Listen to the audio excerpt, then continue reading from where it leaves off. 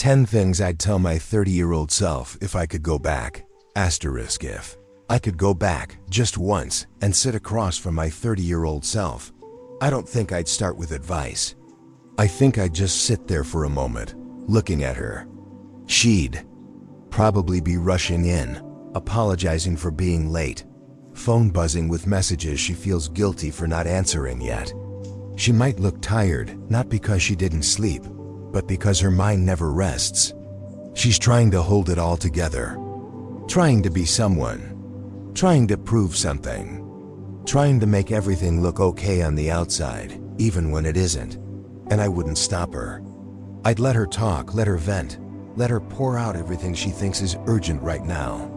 Because I remember how heavy it felt to carry that invisible weight of expectations, of pressure, of dreams that weren't even fully her own. I'd watch her hands move as she talked, the slight anxiety behind her smile. She'd probably ask, "Am I doing this right?"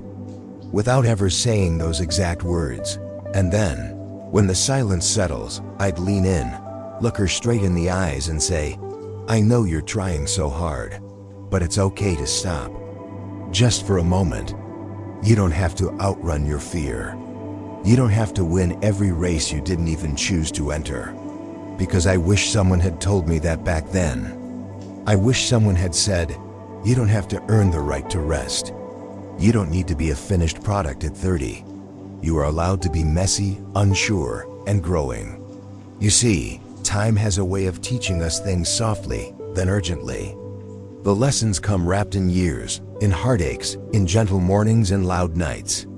They come in the people we lose, the jobs that didn't work out, the moments we thought would break us. But sometimes, we learn too late to apply them where we needed them most. That's why I'm here now speaking, not just to my younger self, but maybe to you, if you're somewhere in the middle of it all. This isn't a list of regrets. This is a collection of truths I earned the hard way. The things I would whisper to that younger version of me, the one who was so sure she had to have it all figured out, but deep down, just wanted someone to say, "It's okay. You're doing better than you think."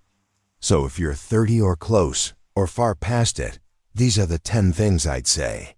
Not because I have all the answers now, but because I know what mattered in the end, and what really didn't. You're in your 30s, and it feels like the clock is ticking faster than ever. You look around and see people getting promotions, buying houses, starting families, launching businesses, traveling the world, and something inside you panics. You feel like you're behind. You start sprinting, not necessarily in the right direction, but just fast enough to keep up. I know that feeling. I remember waking up every day thinking, I need to be more successful, more impressive, more desirable. I measured my value by how full my schedule was and how many people needed me.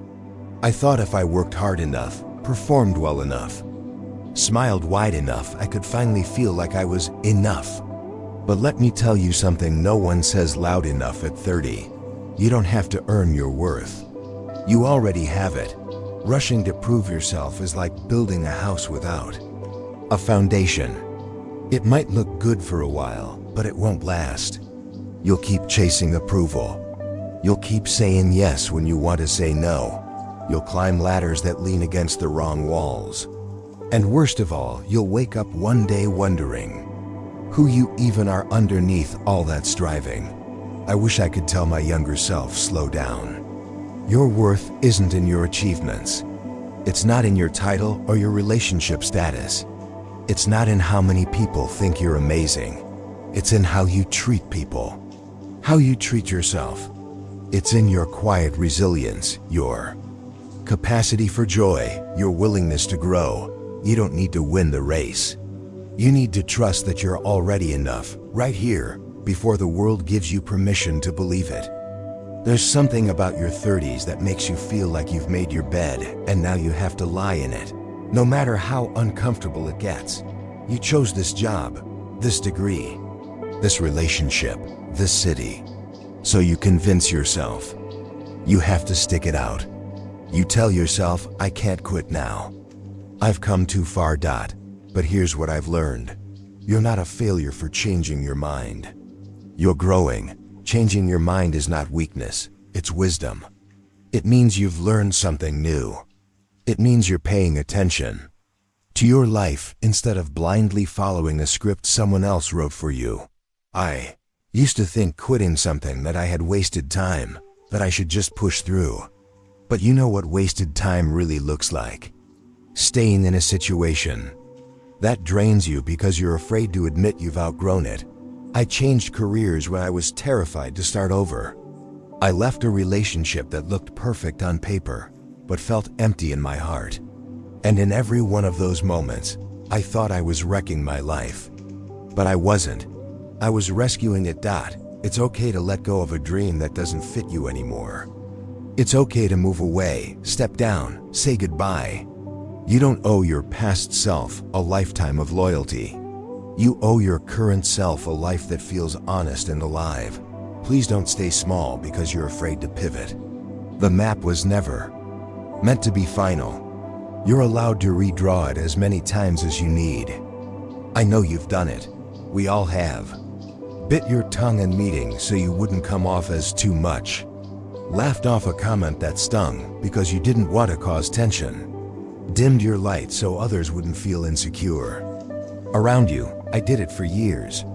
I shaped myself into what I thought was acceptable, lovable, palatable. I stayed quiet when I should have spoken up. I agreed when I disagreed. I let people treat me in ways I would never accept now because I was afraid they'd leave if I showed up fully. But here's the truth. I wish I had known sooner. Shrinking yourself doesn't make people love you. It makes them love a version of you that isn't even real. And over time, that version becomes a prison. You start to wonder who you are when no one's watching. You get tired of smiling through your own silence. You forget the sound of your own voice. You were not made to be small. You were not made to shrink so someone else could feel big. The right people won't be intimidated by your strength. They'll be drawn to it. They'll say, "Thank you for being real. It makes me feel like I can be real too." So speak your mind, even if your voice trembles. Take up space. Let your ideas be heard. Your laughter be loud. Your presence be undeniable. You don't owe anyone a watered-down version of yourself. The world doesn't need more agreeable, quiet, pleasant people. It needs more people who are bold enough to be fully themselves. And I promise you, when you stop apologizing for who you are, your life starts to change. At 30, your body still forgives you. The all-nighters, the skipped meals, the way you treat rest like a reward instead of a necessity. You tell yourself you'll start working out next month. Eat better when things slow down. Go to the doctor when it really matters. But the truth is, your body is quietly keeping score. I didn't know it then, but those small choices, what I ate, how much I slept, how I handled stress, were writing chapters in my health story that I'd have to read later, whether I liked it or not. There's this illusion when you're young that you can always bounce back.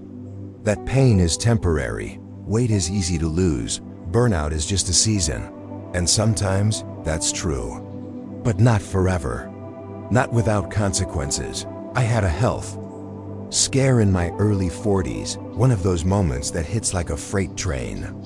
And it didn't come out of nowhere. It came from a decade of ignoring the quiet signals.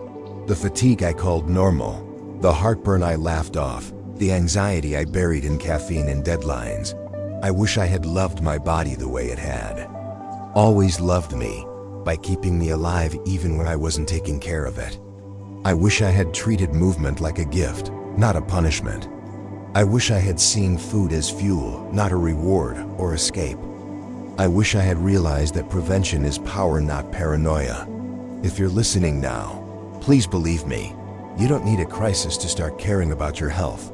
Start with water, with walking, with breath, with boundaries. Treat your body like the lifelong companion. It is not a machine to push or a problem to fix. One day, you'll thank yourself for starting early. You'll be able to play with your kids, travel without pain, wake up feeling strong. That's not luck. That's the quiet reward of the care you give yourself now. You deserve love that doesn't make you feel like you're auditioning every day. I wish I could go back and sit beside the version of me who confused being chosen with being cherished. The one who tried to be more likable, more forgiving, more agreeable just to keep someone who never made her feel safe. The one who mistook anxiety for passion, silence for maturity, emotional distance for strength. I'd take her hand and say, love is not supposed to be exhausting. It's not supposed to feel like walking on eggshells or waiting for the other shoe to drop. Love isn't a prize you win by performing perfectly. It's a place where you can take your armor off if you feel like you have to shrink, twist, or explain yourself over and over just to be seen. That's not love. If you keep hoping they'll change or finally notice how much you're carrying, that's not love. That's survival. And survival isn't enough. Not for you, not anymore. Real love feels like home. It holds you when you're hurting and celebrates when you rise. It doesn't compete, manipulate, or make you question your worth. Real love invites your whole self into the room messy, unsure, growing, and says, you don't have to be anything else but you. I know now that love isn't about grand gestures or perfect compatibility. It's about how someone makes you feel consistently calm, safe, grounded. If you're with someone who makes you feel small, leave. Gently or boldly, but leave. If you're with someone who loves you without conditions, who grows with you, who listens, hold that close. That's rare. And if you haven't found that kind of love yet, become it. For yourself. That's where the good ones find you anyway. No one tells you how lonely your 30s can feel, not because you don't have people around, but because the shape of your relationships begins to change in ways you never expected. Used to think friendships would stay the same forever, that the people who knew me in my 20s would walk with me until the end. But life has a way of pulling people into different orbits: jobs, marriages, babies, relocations, divorces. Priorities shift, schedules tighten, people grow in opposite directions. And at first, it hurts. You think, was it me? Did I do something wrong? You mourn what used to be, those midnight talks, weekend road trips, spontaneous meets that now require 3 weeks' notice and a shared calendar. But eventually, you learn that this is natural. That friendships, just like seasons, have cycles. Some last a lifetime, others just a chapter. And that doesn't make them any less meaningful. I've learned to stop resenting the drift and start honoring the memory. To reach out when I can without keeping score. To let go without bitterness. To recognize that love doesn't always look like constant contact. It can live in fondness, in respect, in the simple fact that you were once important to each other. And that mattered. But here's the beautiful thing. New friendships will find you too. The ones who meet you in the season you're in now. Who understand your silence, who don't need explanations. Who see you, not as who you were, but who you are becoming. Let friendships shift. Let people go with love. And when you find your few, those rare souls who show up again and again, nurture them like treasure. Because they are. At 30, I was doing everything I could to outrun discomfort. I stayed busy, distracted, entertained anything to avoid sitting alone with what I was really feeling. Sadness? I drowned it in work. Anger? I swallowed it and smiled through gritted teeth. Loneliness? I filled the silence with noise, people, screens. But here's the truth I wish someone had gently placed in my hands. You can't heal what you won't face. Discomfort isn't a punishment. It's a teacher. And I spent too long avoiding the lessons because I didn't know how to sit still in the pain. I thought if something hurt, it had to be wrong. But some of the deepest growth I've experienced came in seasons that felt uncomfortable, uncertain, and raw.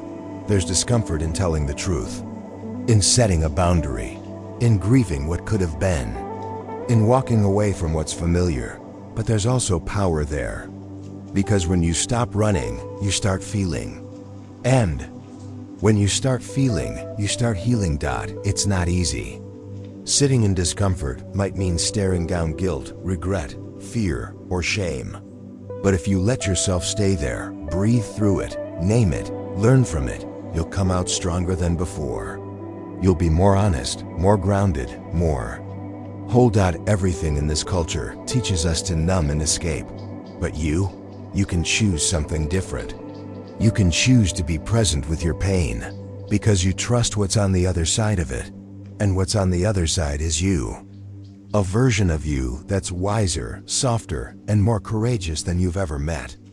I don't think we realize how much we carry from our past until it starts shaping the way we walk through the world. We hold on to mistakes like scars we've picked at for years. We replay moments where we failed, hurt someone, disappointed ourselves. And we wonder quietly, shamefully, if maybe we're just not as good as we hoped we'd be. Forgiveness is hard, especially when it's for yourself. But here's what I want you to know. You are more than the worst thing you've done. I spent years punishing myself for decisions I made when I didn't know better, for things I said when I was hurting, for staying too long, for leaving too soon, for being too harsh, for not speaking up. But punishment doesn't create transformation. Compassion does. You have to learn to look at your younger self and say, I know why you did that. I see the fear behind your choice. I understand how lost you felt. And even though I wish you'd chosen differently, I forgive you, and you may have to do it more than once. Healing is not a one-time event. It's a quiet, ongoing practice. Some days, you'll feel light again. Other days, the guilt creeps back in. When it does, meet it with kindness, not condemnation. Forgiving yourself doesn't mean you don't take responsibility. It means you're done letting shame write your story. It means you believe in your ability to grow, to repair, to evolve. Deserve that grace. You are not meant to live forever apologizing for who you used to be. You are allowed to move forward freely, fully, with love. There's a dangerous little word we whisper to ourselves in our 30s. Someday. Someday, I'll take that trip. Someday, I'll start that book. Someday, I'll tell them how I feel. Someday, I'll slow down and live the life I actually want. But here's what I learned the hard way. Someday is a lie we tell ourselves when we're afraid. It sounds safe. It sounds responsible. But more often than not, it's a disguise for fear, for avoidance, for delay. I had a friend who used to say, I'll travel when I retire. I'll rest when I'm done building. But life had other plans. He never got the retirement he imagined. He never saw the places he dreamed of. His someday never came, and that broke something in me. It made me realize how fragile this whole thing is, how the clock doesn't wait for us to feel ready. How the invitation to live is always now, not later. So I started saying yes more. To the messy opportunities, the imperfect timing, the love that scared me, the dreams that felt too big. Because I didn't want to look back and see a life that was perfectly postponed. Please, don't wait for the stars to align. Don't wait until you've earned it, deserved it, figured it all out. Start now. Take the first step, even if it's shaky. Call the person. Book the ticket. Say the words. Sign your name. Begin. Your life is happening. This is it. This breath. This moment. Don't wait for someday to give yourself permission to live it. If I could go back and whisper one truth into the ear of my 30-year-old self, it might be this. You are not your resume. You are not your degrees, your titles, your LinkedIn profile, or your accomplishments. You are not how many hours you work or how many people admire you. You are not the income bracket you finally reached, or the hustle you maintain to stay there. And yet, I know you probably feel like you are. I did. I thought every success made me more lovable. I thought if I just kept doing more, earning more, producing more, achieving more, eventually, I'd feel like I Matter. But the problem with tying your identity to achievement is that it's never enough. You finish one goal and another appears. You hit one milestone and immediately move the finish line. There's no rest, no peace, just a constant chase for validation that vanishes the moment you grab it. I want you to know that who you are when you're not achieving is just as important as who you are when the world is clapping for you. Are the way you speak gently to someone who's hurting, the way you show up when no one's watching, the quiet loyalty you give your friends, the way you make others feel seen, safe, and heard. That's your legacy. Not the bullet points on a bio, but the lives you've touched without even knowing it. The people I remember most in my life, they weren't always the most successful, but they were the most present, the most human, the most kind. That's what lingers when the titles fade. So go ahead, pursue the dreams, build the thing, celebrate the win. But don't mistake your output for your identity. You are not a project. You are a person. And you were enough before you did anything impressive.